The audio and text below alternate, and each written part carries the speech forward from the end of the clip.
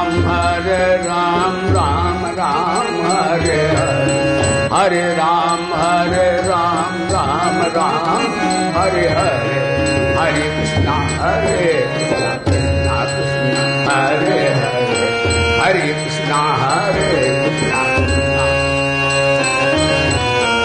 दीन दयाल विरल संभारी, दीन दयाल विरल संभारी, हरहुनाथ कट भारी, हरहुनाथ।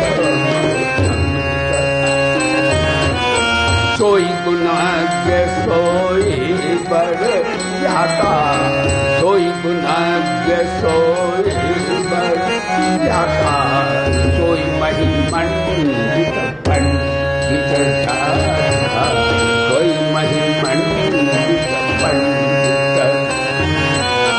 हरे राम राम राम हरे, हरे कृष्णा कृष्णा कृष्णा। ये अब प्रभु कृपा करो यही भाती, अब प्रभु कृपा करो यही। सब तजी भजन करहु दिनु राति, सब तजी भजन करहु दिनु राति। हरे राम राम हरे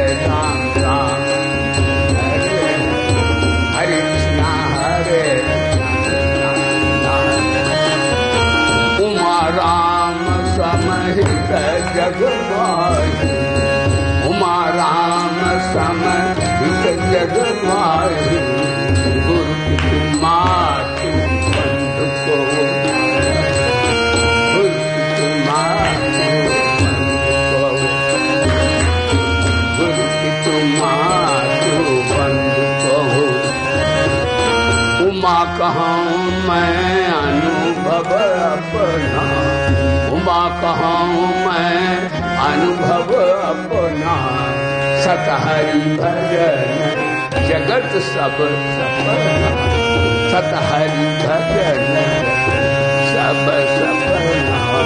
हरे राम राम राम हरे हरे कृष्णा कृष्णा कृष्णा।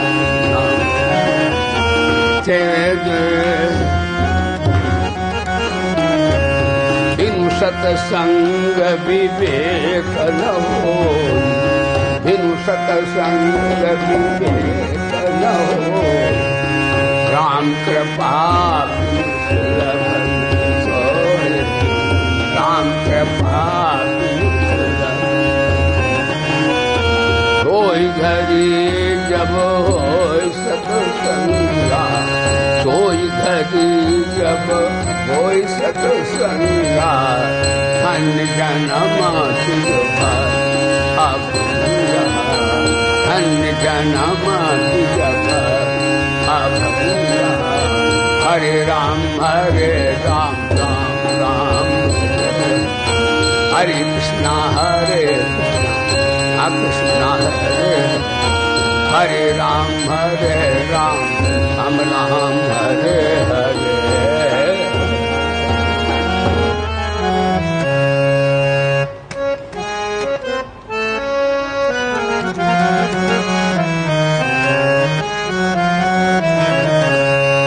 भगवान का कीर्तन करो। गोविंद जय जय गोपाल जय जय राधा, हरि गोविंद गोविंद जय जय गोपाल जय जय राधा, हरि गोविंद गोविंद जय जय गोपाल जय जय राधा, हरि गोविंद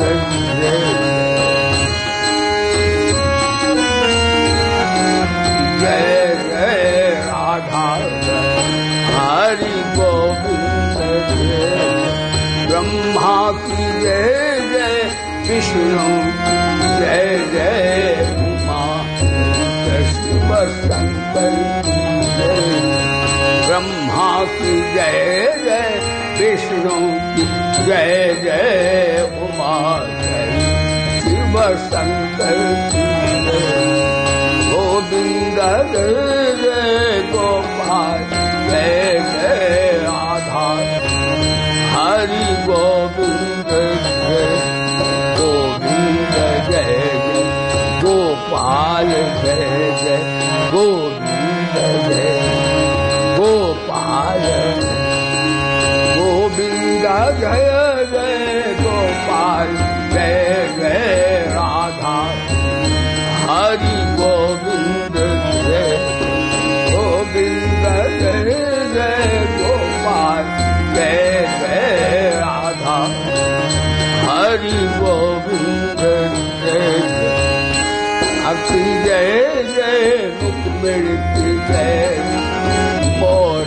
मुकुट बंसी वाले की जय, राधा की जय जय, रुक्मिणी की जय जय, मोर मुकुट बंसी वाले की जय, गोविंद जय जय, गोपाल जय जय, राधा हरि गोविंद जय।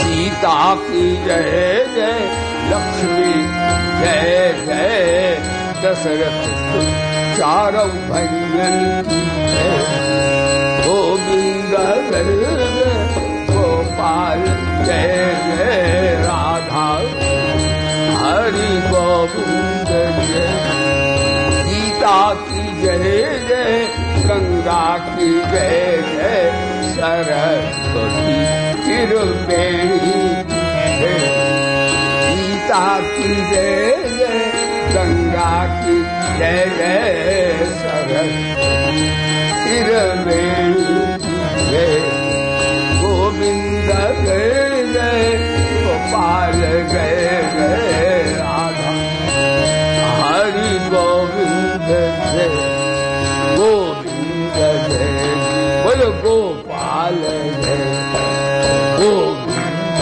जय, गोपाल जय, गोविंद जय जय, गोपाल जय जय, राधा हरि गोविंद जय, ताकि जय जय, गंगा की जय जय, धर्ममूर्ति गौ माता की जय, सीता की जय जय, गंगा की जय जय, धर्ममूर्ति गौ माता की जय, गोविंद जय जय, गोपाल जय जय, राधा हरि गोविंद जय जय।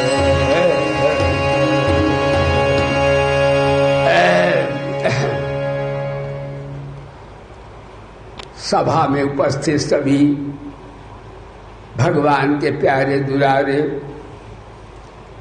साधकगण, हमारे विद्यार्थी, विद्यालय संस्कृत के छात्रगण, हम लोग सभी अपने जो जीवन का परम लाभ है उसको प्राप्त करने के लिए भगवती भागीरथी के प्रांगण में, उनके सानिध्य में एक ज्ञान यज्ञ सत्संग श्रवण कर रहे हैं।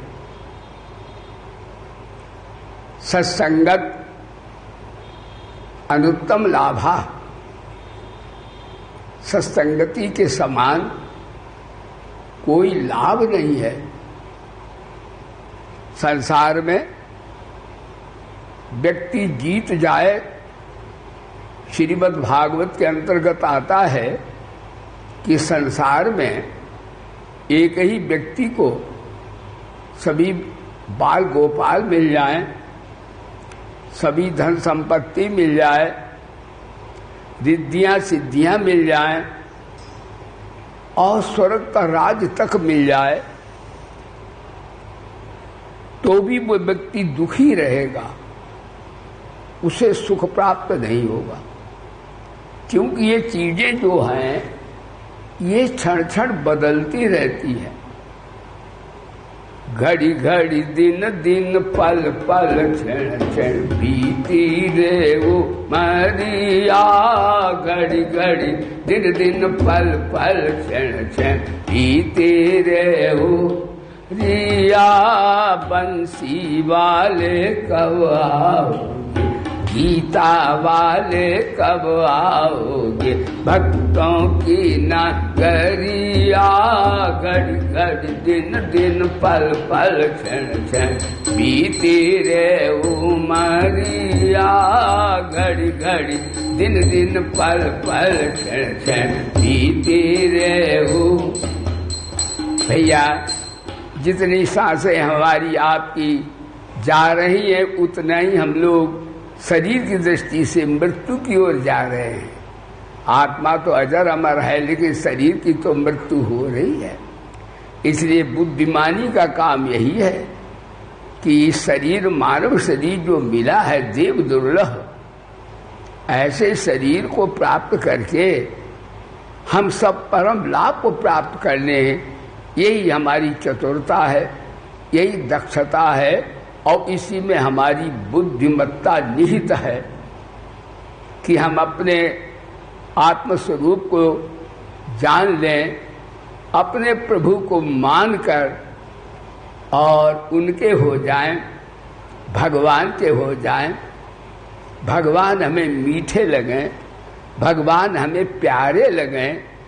संसार की भगवान की वस्तुएं जो हैं, वो संसार में जो भगवान ने दी हैं उनको हम सेवा में लगा दें।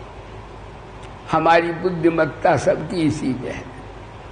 यानी शरीर और संसार की एक ही जाति है और परमात्मा और आत्मा की एक ही जाति है। आत्मा परमात्मा अविनाशी है और शरीर संसार परिवर्तनशील है। तो भगवान गीता में कहते, बोलो गीता माता की जय। भगवान गीता में कहते हैं संसार की चीज संसार को दे दो और मेरी चीज मेरे को दे दो। आओ भैया, तो भगवान ने कहा भैया बंटवारा करो। संसार नाशवान है, शरीर संसार, और मैं आत्मा परमात्मा अविनाशी हूं। तो भगवान बोले भाई देखो साधको, जरा बुद्धि से काम लो। नाशवान को नाशवान को दे दो। शरीर मिला कहां से? माता पिता संसार से। और माता पिता संसार भी तो छूट जाता है। प्यारी माँ हमें छोड़ देती है अथवा हम ही चले जाते हैं, माँ बनी भी रहती है, पिता छोड़ देते हैं। अरे और तो और गुरु भी, उनका ज्ञान तो कल्याण कर देता है, लेकिन छोड़ तो गुरु जी भी देते हैं। इसीलिए कहा उमा राम समहित जग माही, गुरु पितु मातु बंधु को गाय। भगवान के समान हमारा कल्याण करने वाला प्यारी माँ भी नहीं है, वो भी तो हमें छोड़ गई। पिता नहीं है, वो भी छोड़ गए। अरे गुरुदेव ज्ञान तो दे गए, उससे मुक्ति हो जाएगी, गुरु के ज्ञान से लाभ तो हो जाएगा, पर गुरु जी भी साथ तो नहीं रहते। लेकिन एक परम गुरु ऐसा जो हमारे सबके साथ रहता है। भगवान बोले वो कौन? भगवान बोले महाराज वो समम सर्वेश भूतेषु तिष्ठन्तम परमेश्वर। मैं सभी प्राणियों में समान रूप से रहता हूं, चाहे पापी हो, पापात्मा हो, महात्मा हो, चाहे दुरात्मा हो। भगवान कोई पक्षपात नहीं करते। भगवान समान रूप सभी विराजमान रहते हैं। लेकिन भगवान जो है प्रकट होते हैं, जो कर्मयोग की साधना करे, भक्ति योग की साधनाएं करे और ज्ञान योग की साधनाएं करे, उसे परमात्मा उसके हृदय में प्रकट हो जाता है। देखो, एक दो तरह का वचन है। एक वचन है कि व्याप्त होता है कोई तत्व, और एक होता है कि वो तत्व प्रकट होता है। तो भगवान बोले, वैसे मैं सामान्य रूप से अंडज, पिंडज, स्वेदज, उद्भिद, चराचर, जड़, जंगम जगत में व्याप्त हूं। ये नहीं कुत्ते में कम हूं और संत में ज्यादा हूं, नहीं, व्याप्त मैं सभी में, लेकिन प्रकट नहीं। कुत्ते में प्रकट नहीं भगवान। भगवान प्रकट होते संत के हृदय में। भगवान गीता में कहते हैं कि भाई, भक्तों के तो हृदय में मेरा निवास होता है। और यहां तक है, वो भगवान से जो प्रेम करते हैं, तो भगवान बोले, ऐसे भक्त तो मेरे को बेचना चाहे तो बिक भी जाता हूं। भागवत में तो यहां तक अम्बरीश से कहा दुर्वासा जी से, जब दुर्वासा ने कृत्या प्रकट की थी अम्बरीश महाराज को भस्म करने के लिए, तो उन्होंने यही कहा था कि गुरुदेव, हाँ, दुर्वासा यत्र तत्र सर्वत्र गए, लेकिन न शंकर भगवान न ब्रह्मा जी किसी ने माफ नहीं किया उन्हें। भगवान को प्रणाम किया। भगवान बोले, भैया, मैं तो दासों भक्तों का खरीदा हुआ दास हूं, और दास कभी स्वामी के ऊपर नहीं आ सकता।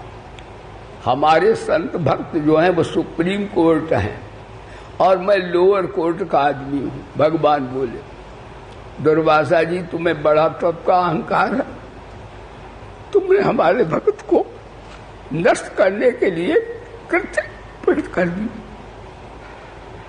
बताओ, और तुम्हें पता है अहम भक्त पराधीन हूं, यानी भगवान भक्त के अधीन हो जाते हैं। यानी सर्वशक्तिमान, आप्तकाम, आत्मा राम, परम निष्काम, महान परमात्मा, वो भगवान भक्त के बस में हो जाता है। संसार को भगवान चलाता है, भगवान को भक्त चलाता है। एक भक्त गा भी रहा था कि राम जी न चले हनुमान के बिना। भगवान राम जी बिना हनुमान के नहीं चलते, पहले हनुमान जी चलते हैं सोता तनुता, तब भगवान चलते हैं। कहने का तात्पर्य है कि साधना में बड़ी शक्ति निहित है। तो हम सत्संग में यही बात चर्चा नित्य प्रति करते हैं कि हम लोग सत्संग करें। सत्संग के समान कुछ दुनिया में लाभ नहीं है। जैसे जप करते हैं, तप करते हैं, ध्यान करते हैं, ये सभी साधन हैं, बहुत अच्छे हैं। कीर्तन करते हैं, भगवान के मस्ती में झूमते हैं, नाचते हैं, ये सभी साधन हैं। लेकिन सत्संग ये साधन है, यदि ये ऐसा कह सकते हैं, ये कमा के खाने के विधान है तो साधन है। लेकिन सत्संग ऐसा होता है जैसे गोद में बैठ जाना। अपने ऐसे महान आत्मा, उसकी गोद में बैठ जाना, कहते नहीं उसने गोद ले लिया, गोद ले लिया है। तो सत्संग माने जितना संतों का अनुभव है जीवन भर का, वो सत्संग में संत जी कुछ मिनट में सुना देते हैं। जबकि जब तब करो तो बहुत दिनों के बाद अंतर्ज्ञान होता है उससे भी। लेकिन सत्संग से सत्वम शीघ्रम अविलंब लाभ हो जाता है, तुरंत लाभ होता है। अष्टावक्र जी भैया कहते हैं, जनक जी का अष्टावक्र का, बड़े अष्टावक्र महान ज्ञानी थे, और जनक के विषय में भी कहा वो भी वेदांत के ऐसे महान पंडित थे। यद्य थे वो राज ऋषि, लेकिन बड़े बड़े ब्रह्म ऋषि भी उनके सामने ज्ञान सुनने उनकी सभा में आते थे। जासु ज्ञान विभव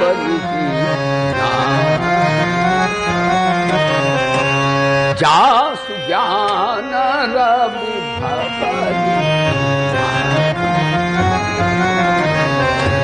वचन किरण जिमि कमल विकार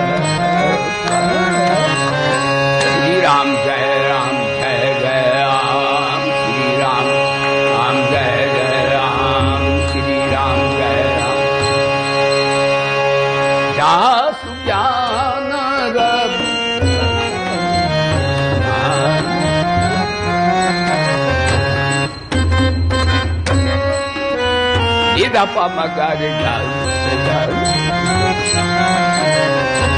वचन किरण जिनी कमल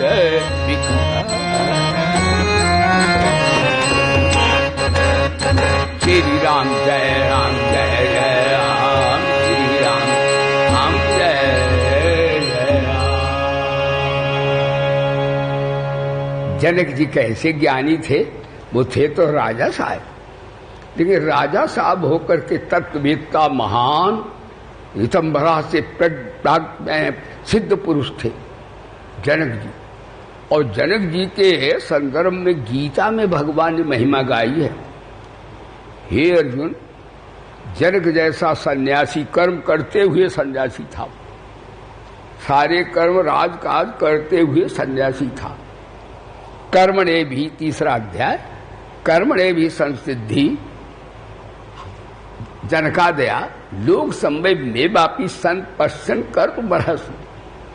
अर्जुन, तुम्हारे जो कि श्रेष्ठ पूर्व महापुरुष हुए, उनमें तुम्हारी ही राजर्षि कुल परंपरा में एक महान संत हुए जो कि वेदांत के आचार्य थे, भक्ति के आचार्य थे, कर्मयोग का उनका जीवन नहीं था।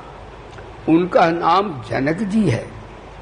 वेदों में आता है, जनक जी का नाम आता है, महाराज प्रवाहन का नाम आता है, रैक्य का नाम आता है। अनेक राजऋषि ऐसे हुए हैं जिनसे ऋषि मुनि भी ज्ञान सुनने आते थे।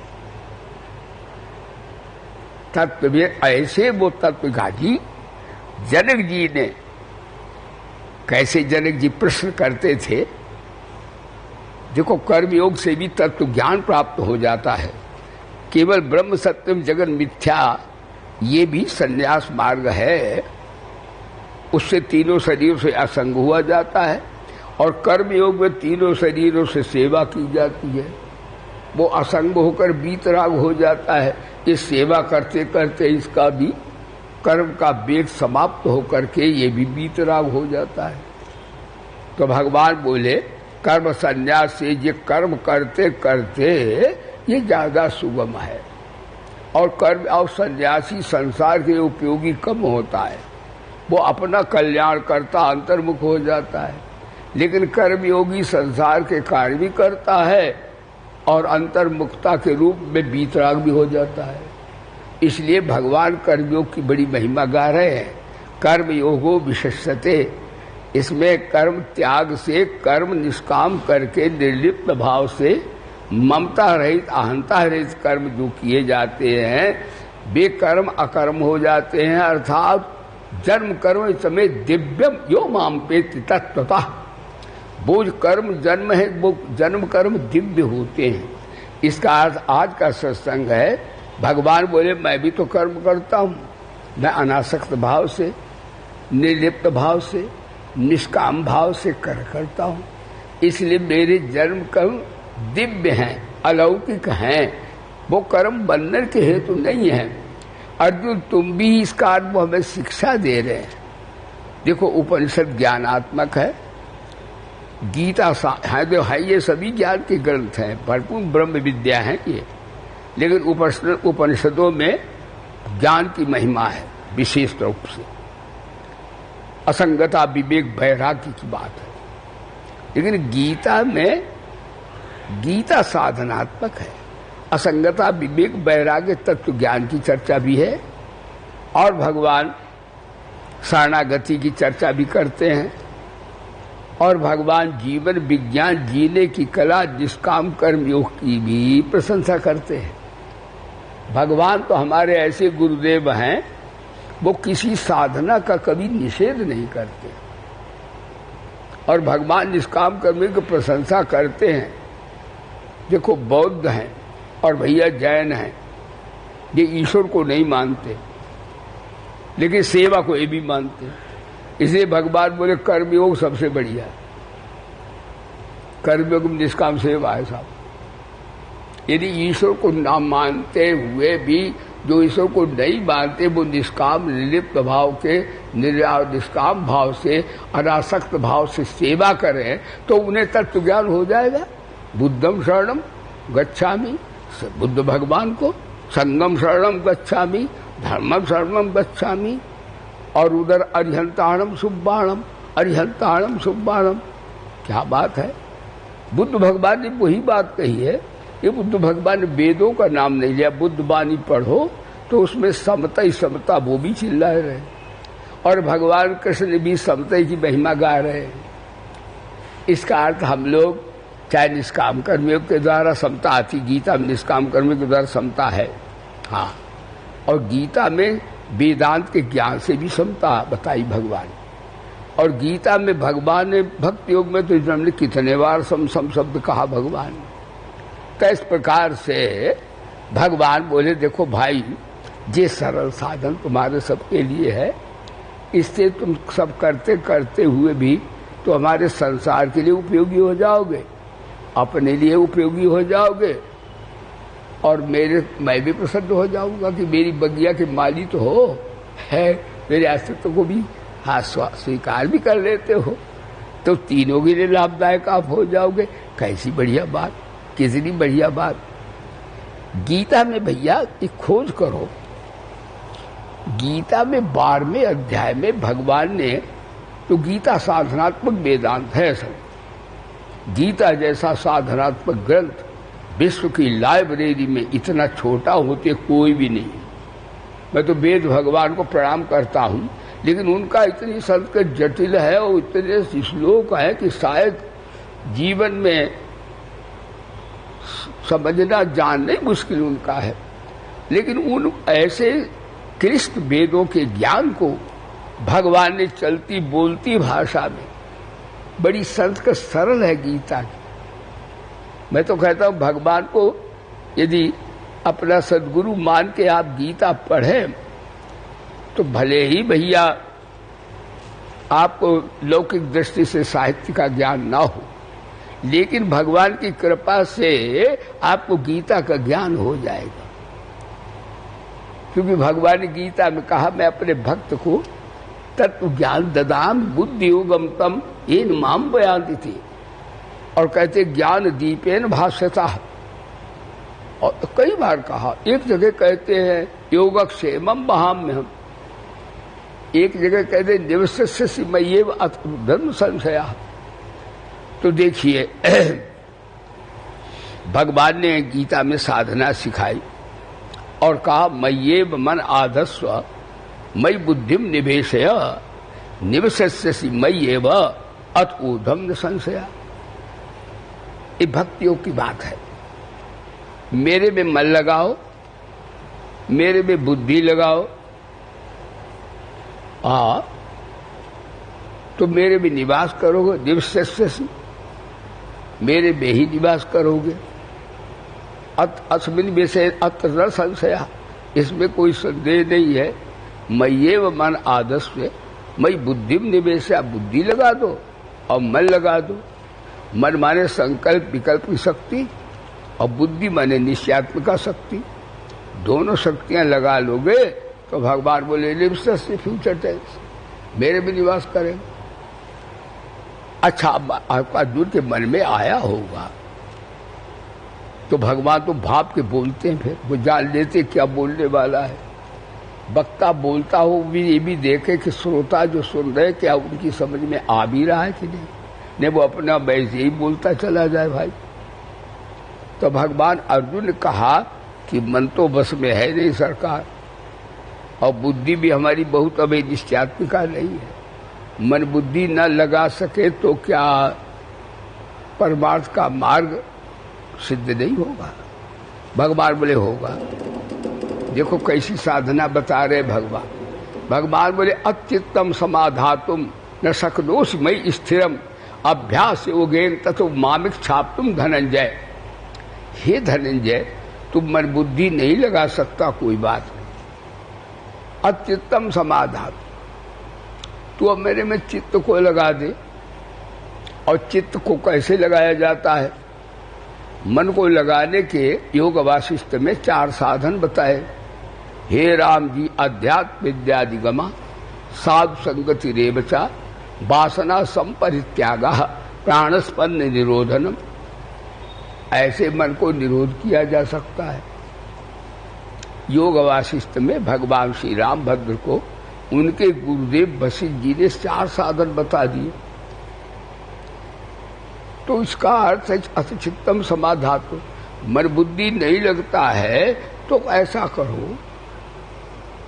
तो मन बुद्धि तो विचार से परमात्मा के साधना के लिए बताया है, और चित्त समाधात्म का अर्थ है नहीं लगता है तो उनके कारुण्य का, इसमें भगवान के गुण की साधना है। चित्त माने गुण की साधना, उनके कारुण्य का, उनके सौशील्य का, उनके सौहार्द का, उनके सौंदर्य का ध्यान करो तो मन लग जाए कि भगवान कैसे करुणा बरुणाले हैं, भगवान का सौंदर्य कैसा है, भगवान का औदार्य क्या है। एक कथा आपको सुना दे इस सत्यम समाधव संदर्भ में। सत्यभामा जी जरा अपना भगवान से ज्यादा मानती थी कि मेरे समान कोई रानी या कोई भगत नहीं है जिसे भगवान अधिक प्यार करते हो। तो सत्यभामा जी, देवर्षि नारद आए, ये लीला है, पुराण कथा आती है। तो सत्यभामा ने नारद जी का स्वागत किया और भोजन भजन सभी प्रसाद कराया। और जब चलने को नारद गच्छन्ति करने हुए तो कहा, अरे महाराज नारद जी, हमें एक आशीर्वाद दो। क्योंकि गृहस्थी आदमी बाबा को वैसे तो खिलाते नहीं, खिलाते हैं 50 रुपए का आशीर्वाद मांगते हैं अनंत हे भगवान। वही बात सत्यभामा जी की है, वो भी हमारी आज माता है सबकी। उन्होंने कहा, नारद जी मैं आपसे कुछ और नहीं आशीर्वाद मांगती, न जीवन मांगती, न कोई वस्तु मांगती। एक मैं आपसे मांग करती हूँ, हे मेरे संत जी मेरे को दो। नारद बोले, क्या चाहती हो? कहते, मैं मर जाऊं, मुझे अधिक जीने की भी बात नहीं है, मेरे को कई बड़ी गति वो की कोई बात नहीं है, अपेक्षा नहीं है। लेकिन मैं ये आशीर्वाद आपसे मांगना चाहती हूँ कि ये टेढ़ी टांग वाला जो है हमारा गोपाल, ये मेरा जन्म जन्मांतर पति यही हो, मैं इसी की पत्नी बनूं, ये हमें वरदान दे दो। देखो भगवान का औदार्य देखिए, एक ही कथा से मन लग जाएगा। यदि चित्त नहीं, मन बुद्धि नहीं लगता तो अचित्तम समाधात्म, उनके कारुण्य का, इसी गुण से है, चित्त माने गुण से ध्यान करो, कारुण्य का, सौशील्य का, सौहार्द का और सौंदर्य का, उनकी कथा सुनो तो मन लग जाएगा। चलो ऐसे लग जाएगा, प्राणायाम ना करो कोई बात नहीं। तो उन्होंने कहा, अच्छा भाई एक बात वेदों में है। सत्यभामा बोली, वेदों में क्या है? कि वेदों में है कि आप 2 हाथ से दो तो भगवान हजारों हाथ से देते हैं, शतांत संगिरा, क्योंकि भगवान के तो हजारों हाथ पैर है। तो क्या करें? कहते, जो तुम वस्तु चाहती हो कि जन्म जन्मांतर मिले, उसका हमें दान करो, दान दे दो। तो दान किए हुए वो अनंत में गुना होकर बढ़ेगी, जैसा दोगे वैसा पाओगे। तो महाराज उन्होंने कहा, कोई बात नहीं। सत्यभामा को पट्टी पढ़ाई नारद ने, सत्यभामा नारद की बात में आ गए। कहा, कोई बात नहीं, अच्छा ठीक है, अक्षर लाओ, चावल लाओ, संकल्प पढ़ो। तो उन्होंने संकल्प पढ़ा, ब्रह्मपुत्राय नारदाय त्वाम पति संप्रददे। मैंने ब्रह्मा के पुत्र श्री नारद को अपना पति सम्यक प्रकारेण ददे प्रददे उपसर्ग व्याकरण का लग गया, बिल्कुल दान कर दिया। ददे नहीं, परा आप सब व्याकरण में आता है, उपसर्ग लगा दिया, बिल्कुल दान कर दिया है, पूरा पूरा दान किया है। अब नारद जी बोले चलो भैया आपका तो दान हो गया, अब मेरे साथ चल। ये तो गंगा जाए गंगा दास, यमुना जाए यमुना दास, ये तो उसे पीछे चल पड़े साहब। अब सत्यभामा का तो और बड़ा हृदय उद्वेलित हो गया। सत्यभामा बोले मैं तो जन्म जन्मांतर का साथी बनाया था कि मेरा यही साथी रहे, और आप तो अभी दिए जा रहे हैं। नारद जी बोले देखो दिया दान कुत्ता का कान, जो मांगे सो बेईमान। तुमने दान किया है, कोई कहे हम कन्या दान किया फिर अपनी बिटिया घर पर रखेंगे तो दान का है किया। कोई कहे गऊ दान किया लेकिन गऊ अपनी हमने घर में रखेंगे। अरे गऊ दान किया तो जिसको दिया उसको दो, कन्या दान किया तो कन्या जिसे दी उसको भाई दो। जो दान किया जाता है वो याचक को दिया जाता है। तो आपने इसका दान किया और फिर सम्यक प्रददे कह दिया, प्रखर रूपेण दे दिया। अब क्या तुम्हारा प्रोग्राम है? अब कहती तो जन्म जन्मांतर का कहा था और आप तो अभी दिए जा रहे हैं। तो नारद जी ने कहा था एक बात है, चलो हम इसे छोड़ भी देंगे, तुम्हारे वचन की बात हम जाने अब नहीं देंगे, लेकिन एक काम करो, मेरे को संस्कृत विद्यालय बनाना है और ब्रह्म विद्या वहां पढ़ाना है, तो इसके बराबर हमें सोना दे दो। सत्यभामा को बड़ा अहंकार कि वो तो खुद ही लक्ष्मी सुता है, उनके कौन सोने कमी। कहा ये तो पाव भर का है, ले लो सोना। अब सत्यभामा ने को अहंकार आ गया, यानी शुभ कर्म का अहंकार भी आता है। इसलिए कर्म योग में बुराई रहित तो होकर के सेवा करना चाहिए, भलाई होकर के अहंकार आएगा। मैंने इतना दान दिया, मैंने इतना विद्या दी, मैंने इतना तुम्हारी सहायता की। शुभ कर्म भी आंशिक पाप है भगवत प्राप्ति में, ये लोग नहीं जानते हैं। नहीं, अशुभ कर्म तो पाप होता ही है, लेकिन शुभ अच्छे होकर के आप कार्य करेंगे तो अहंता ममता अविद्या नहीं जाएगी। इसलिए कर्म योग में बुराई रहित तो होकर के सेवा करें। बुराई रहित तो होकर के जब हम करेंगे तो भलाई अपने आप होगी, और जो अपने आप होता उसमें अहंता ममता नहीं होती। बोले धर्म कीजिए, यदि भगवान सबका हम सेवा करें, सबके समाज की, तो हमारी सीमित सेवा होगी। और जब हम असीमित सेवा कि सारे संसार का कल्याण हो जाए, सारे संसार को शांति मिल जाए, सारे संसार का भद्र हो जाए, अभ्युदय हो जाए, सबका भला हो जाए, परमानंद की प्राप्ति हो जाए, इसमें कोई अहंता भी नहीं। इसका अर्थ है सत्य बोलने की अपेक्षा ये है कि हम झूठ न बोले कभी। सत्य बोलेंगे तो अहंकार आएगा कि हम तो सत्य बोलते हैं, लेकिन निगेटिव करो। यानी परमात्मा की साधना में विधायक पक्ष से निषेध पक्ष ज्यादा बलवान होता है। जैसे सत्य बोलने में अहंकार आए कि हम सत्य बोलते हैं, लेकिन हम झूठ कभी न बोले तो अहंकार आएगा ही। इसे निषेध पक्ष जो है साधना में ज्यादा सिद्धि देता है, उसमें अहंता ममता नहीं आती। जो अपने आप होता है उसमें अहंता ममता नहीं होती, और जिसमें अपना होता कि उसमें अहंता ममता शुभ कर्म में भी होती। तभी भगवान गीता में कहा ना हम वेद न तपसा। यहाँ वेद की निंदा नहीं है, यहाँ शुभ कर्म माने विद्वत्ता की, धनवत्ता की, गुणवत्ता की, तपस्या की और त्याग के अहंकार की निंदा है, क्योंकि इसमें अहंता ममता शुभ कर्म जीवित रहती है।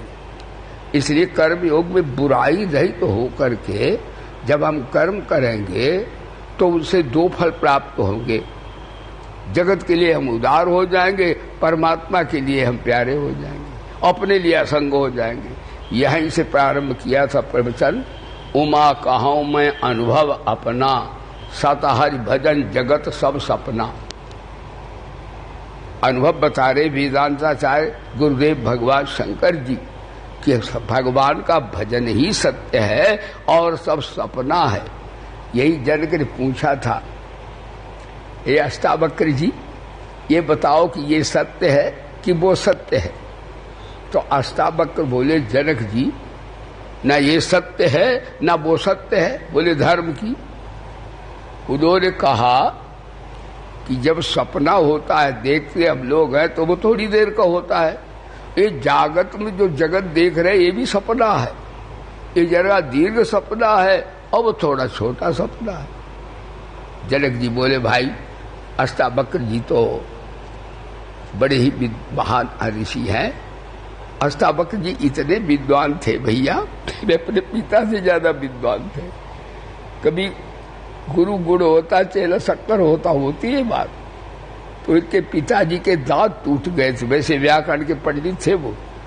तो जब बोलते थे तो जो दंतोष्ठम एक आता है व्याकरण में, तुल्य से प्रयत्न सवर्णम बकारस्य दंतोष्ठम, यानी पाफा बाभा माँ। जब बोलो को दांत ओंठ दोनों लगेंगे तो शुद्ध निकलेगा। तो वो उनके कुछ हवा निकल गई तो अष्टावक्र माता के पेट में बैठे बोले का पिताजी अशुद्ध हो गया है जो आप बोल रहे हैं। फिर पिताजी बोले, अभी इसका जन्म भी नहीं हुआ और अभी हमें देखो पढ़ा रहा है। तो उनको क्रोध आ गया। उन्होंने कहा, जो होता तो विद्वान होगा ठीक है, लेकिन तू बकर बहुत है, तू टेढ़ा हो जा कई जगह से। तो अष्टावक्र 8 जगह से टेढ़े हो गए थे। लेकिन एक बात है, जो ब्रह्म विद्या उनके पास थी वो पिता का श्राप देने पर भी ब्रह्म विद्या को कोई नाश नहीं कर सकता। उसे कोई भी श्राप देवी देवता ब्रह्म ज्ञान को या भक्ति भाव प्रेम को नष्ट नहीं कर सकता। वो अविनाशी चीज है। तो भगवान बोले, सुनो अर्जुन, तुम मन बुद्धि नहीं लगा सकते आज का प्रवचन, और चलो औदार्य भाई ये सब है। तो उन्होंने सत्यभामा ने सोना रखा। भगवान इतने भारी बन गए कि भगवान को तो सोने से कोई ले नहीं सकता। वेदों में आए हिरण्यमन पात्रेण सत्यस्यापितम मुखम। तो भाई सोने से कहाँ भगवान तो ले जा सकते, आत्मा सोने से क्या, वो तो नाशमान वस्तु है। अब सत्यभामा और रोने लगी, हाय पैसा धन भी गया, सोना भी गया, ये उठता भी नहीं है, तो बाबा ये भी सब, अब तो सब चौपट हो गया। बड़ा विलाप करने लगी। तब तक रुक्मिणी जी आई। कहा, सत्यभामा तुम काहे के चक्कर पड़ी, एक तुलसी का पत्ता लाओ, इसका मूल्य बता दें। एक तुलसी का पत्ता लाओ, ओम लिखो, ओम क्लीं कृष्णाय। भैया ओम उच्चारण किया करो भैया, हमें वैसे नाम जपते हैं ओम, लेकिन ओम उच्चारण किया करो। ओम के उच्चारण करने से कैसे गुंजार होता है, जो कि वेद सात्विक समाज में जाती है, अपने अंदर भी दैवत्व बढ़ता है। और मैं तो कहता ओम का उच्चारण करे, प्राणायाम करे, तो कोराना तो कोई चीज नहीं, कोई चीज नहीं आएगी उसके पास। अच्छा, हमको जरा धोखा हो गया भैया, हम लोग समझ नहीं पाए थे असल बात में। हम जाते ही नहीं वहां, यही खत्म कर लेते उसको। बोलो सच्चिदानंद भगवान की। ये कोई बीमारी उनके लिए जिनको ब्लड प्रेशर हाई हो, लो हो, या जिनको शुगर हो, या जिनको हार्ट की बीमारी हो, उसको दिखाता है। और नहीं बात बाकी कुछ भी नहीं है। बड़े बड़े जवानों को हो जाता, वो अपने घूमते रहते, वो अपने आप ठीक भी हो जाता है। यह है, लेकिन एक बात जरूर है, इस संक्रमण से सावधान रहना चाहिए। नहीं तो मान लीजिए उसने पकड़ लिया रोग और अग्नि, तो अग्नि है, तो उससे दो मिनट अपने दूर रहना चाहिए। चाहे पिता हो माता हो, उनसे भी जरा दूर रहो। हम तो बच्चों से भी कहते हैं तुम दाब दूब देते, लेकिन नहीं, फिर भी अपने अलग अलग रहो तो अलग अलग कर देते हैं। तो इसे संक्रमण को तो बचाना चाहिए, पर तो ये कुछ कर नहीं सकता जी। तो मैं आपको बता रहा था कि उन्होंने तुलसी का पत्ता लिया और कहा ओम क्लीं कृष्णाय लिखो, ओम क्लीं कृष्णाय। बड़ा पत्ता पे छोटा लिख दिया ओम क्लीं कृष्णाय, और कहा ये रख दो इधर। जैसे ही रखा भगवान ऊपर चले गए, तुलसा माता नीचे आ गई। हरि का नाम, ये भगवान हल्के हो गए। अभी तो भगवान उठना तो नहीं था। कहो क्या है इनका मूल्य, क्या है? अरे भगवान का मूल्य भाव, प्रेम, यही मूल्य है, और क्या उनका मूल्य होता? भगवान तो उनको भूख काहे की लगती है? समाज को सेवा की भूख, और भगवान को प्रेम की भूख, और हमको शांति की भूख। तो जितने साधन हैं उनमें यही होता है कि हमें जीने की लालसा न हो, और मरने का भय न हो, और किसी से राग द्वेष न हो, तो समझो हम जीवन मुक्त पुरुष हैं। चाहे हम कर्मयोग से भी ऐसे हो सकते हैं, ज्ञान योग से भी हो सकते हैं, भगवान की प्यारी भक्ति से भी हम ऐसे हो सकते हैं। ये सिद्धि प्राप्त होती है सत्संग के द्वारा, ये सब प्राप्त होता है। तो उन्होंने कहा मेरे में तुम बुद्धि लगा दो, बल लगा दो, और नहीं तो मेरी कारुण्य का, सौशील्य का, सौहार्द का, ऐसा गुण के द्वारा बल लगा दो। अर्जुन बोला भाई मन बुद्धि लगाना बड़ों का काम, मैं तो मेरे बस में है नहीं सरकार। और कथा मैं सुनता रहूं, ये भी सत्संग में ठीक हर समय बैठ के सुनूं और इसे लगा लूं, तो हमारे लिए इतना भी थोड़ा सरकार है। ठीक आपकी साधना है, सब ठीक है, प्रणाम करता हूं। तो भगवान बोले अचित्तम समाधातुम सखलोष में अभ्यास योगेन तो मामिक छापुंधना। अभ्यास करो, योग दर्शन में अभ्यास वैराग्य से ही लग जाता है। हाँ तन निरोधा है। हाँ अभ्यास वैराग्य से कर लो। अभ्यास हर समय राम राम, हर समय राम राम, हर समय त्याग, संकल्प त्याग, वे सब त्याग, सरकार ये भी भूल जाए तब। तो भगवान ने अभ्यास से, देखो गीता कैसी माँ है ये माँ ऐसी है कि बच्चे को हाथ पकड़ के जिस स्थिति में सबको सिखा रही है वो। बोलो गीता माता की जय। अभ्यास से समर्थो मत कर्म परमो भव। अब कर्म ऊपर आ गए, अभ्यास भी नहीं कर सकता, चल जाने दे, दाम नहीं हर समय जब तक का वैराग्य नहीं कर सकता, जाने दे उसे। अभ्यास मत कर्म कर्मो भव। तो अभी तू अपने पेट के लिए करता, परिवार के लिए करता कर्म है, या लौकिक उपलब्धियों के लिए करता है। अब तू मेरे लिए कर्म कर। चलो कर्म तेरे को है, तेरे कर्म किए बिना नहीं रह सकता। वैसे हमारे आचार्यों ने, ये आचार्य पद्धति में बात नहीं आती। आचार्यों ने हमें बताया है, हमारे जो संन्यास धर्म के प्रवर्तक शंकराचार्य जी महाराज और महाराज, उन्होंने तो बताया निष्काम कर्म योग से अंतःकरण की शुद्धि होती है। निष्काम कर्मयोग तब तक करना चाहिए जब तक आत्मज्ञान न हो जाए, या जब तक परमात्मा की शरणागति, उनका प्रेम न प्राप्त हो जाए। और जब परमात्मा का प्रेम प्राप्त हो जाए या महाराज ज्ञान प्राप्त हो जाए, तो फिर कर्मयोग की कोई आवश्यकता नहीं है। अंतःकरण की शुद्धि तक शंकराचार्य इत्यादि वेदांत के आचार्य ये शास्त्रीय पद्धति मानते हैं। और उन्होंने कहा कर्मयोग से अंतःकरण शुद्ध होता है, फिर उपासना से विक्षेप दोष की निवृत्ति हो जाती है। यानी जो हमारे कुछ संस्कार, वासनाएं, कामनाएं और ये आसक्तियां भरी है, ये परमात्मा से आसक्ति होने पर ये संसारी सब छूट जाती है।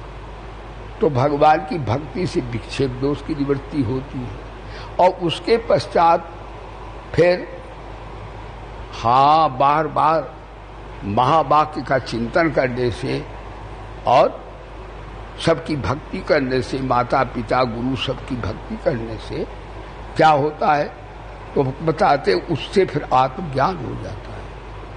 और योग वासिष्ठ में तो यहां तक कहा कि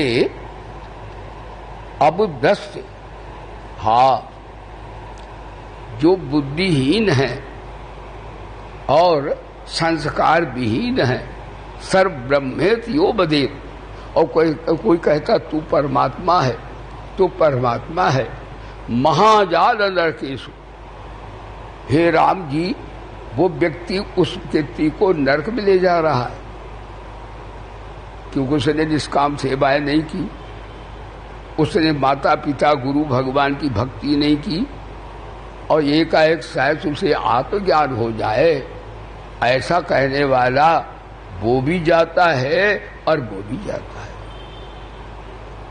तभी कहा ब्रह्म ज्ञान बिनु नारी नर, करे न दूसरी बात, कौड़ी लाग लोग बस करे विप्र गुरघात। यानी बात तो ज्ञान की करते हैं, लेकिन है तो वहां मानवता धर्म भी नहीं उनके पास। तो योग वासिष्ठ में बात आई है, यानी क्रमक साधना में। लेकिन हम कहते शंकराचार्य के भैया बस से भी निष्काम कर्मयोग ग्रैंड फादर ठहरता है, लेकिन भगवान निष्काम कर्मयोग को भक्ति ज्ञान से कम नहीं मानते हैं। गीता में निष्काम कर्मयोग को भगवत प्राप्ति का स्वतंत्र साधन माना है। ये हमारी गुरु परंपरा मैंने आपको सुनाई है, गुरु परंपरा में है ये। पर हमारे परम गुरु भगवान की परंपरा में बात, हाँ, उन्होंने कर्मयोग विशेष से कह दिया। शंकराचार्य को अर्थ करना पड़ा, जरा देख के बोलना चाहिए।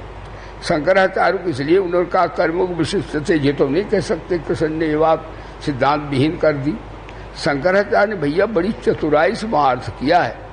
का कर्म को इसलिए विशिष्टते कहा है कि संसार में क्रिया प्रधान लोग बहुत हैं, और कृष्ण चाहते क्रिया प्रधान व्यक्तियों को भी असंगता विवेक वैराग्य ऐसे प्राप्त हो जाए। तो क्रमिक साधना में कर्मयोग को विशेष कह देना कृष्ण का उचित वचन है।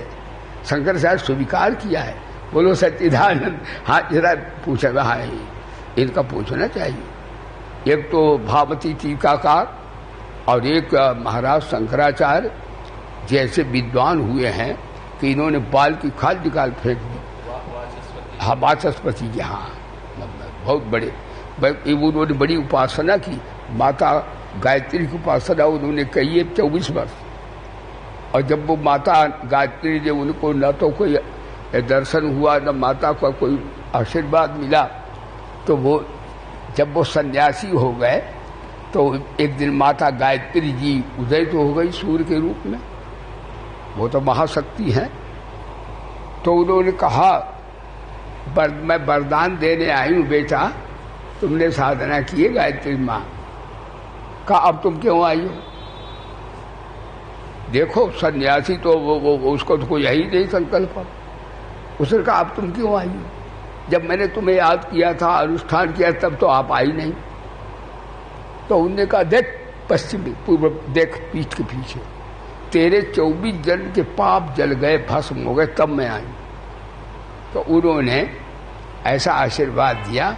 आचार्य जी ने वो लिखा है भावती टीका।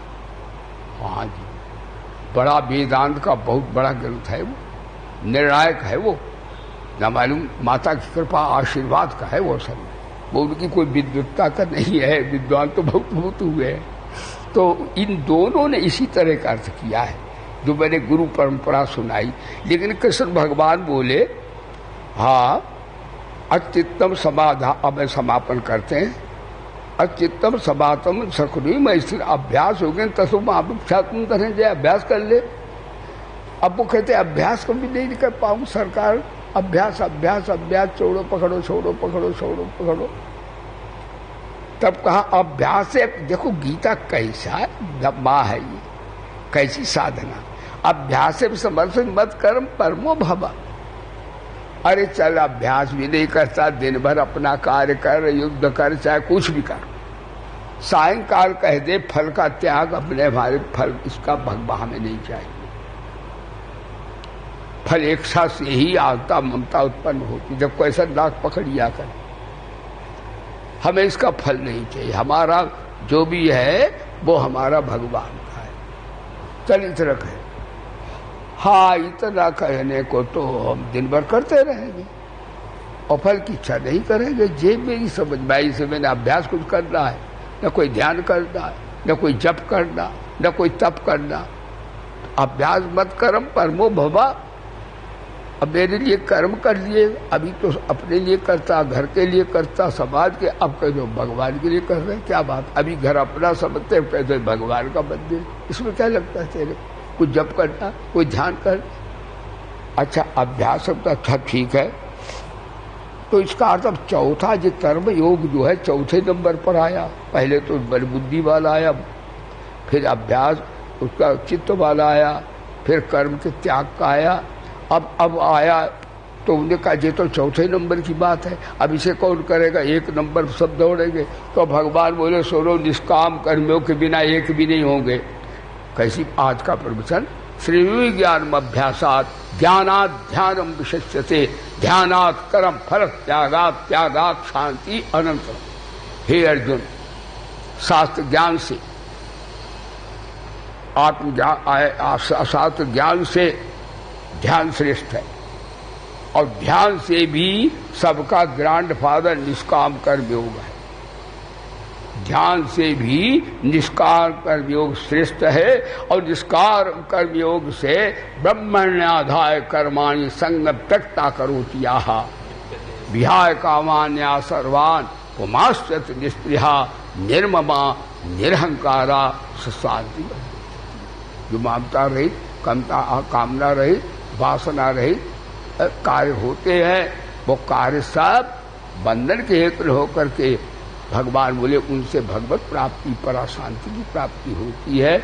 इसलिए भगवान कर्म करते करते या तो असंग हो जाओ तो विजड़ता तू आज का प्रवचन, या सबके लिए हित के लिए कार्य करना शुरू कर दो तो असंगता इसमें आ जाएगी, विवेक में वैराग्य आ जाएगा। इसलिए भगवान ने कहा भाई ये प्रणाली भक्ति योग ज्ञान योग का तो वर्णन था कि उससे मुक्ति होती है, लेकिन गीता कहती कर्मजम, यानी वो कौन, राष्ट्रपितामह बाल गंगाधर तिलक, कर्मजम बुद्धियुक्ता ही फलम त्यक्ता मनीषिणा जन्म बंध विनिर्मुक्ता।